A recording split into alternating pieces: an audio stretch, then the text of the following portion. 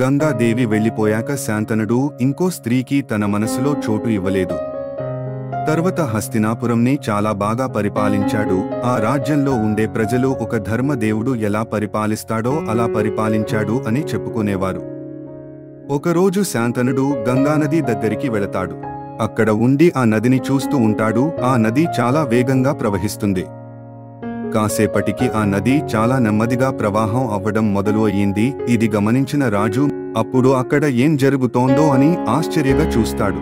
అప్పుడు అక్కడ ఒక వ్యక్తి తన బాణాలతో ఒకదాని తర్వాత ఒకటి నదిలో వేస్తూ ఆ నది ప్రవాహాన్ని ఆపుతున్న ఒక యువ యోధుడిని చూస్తాడు ఆ రాజు.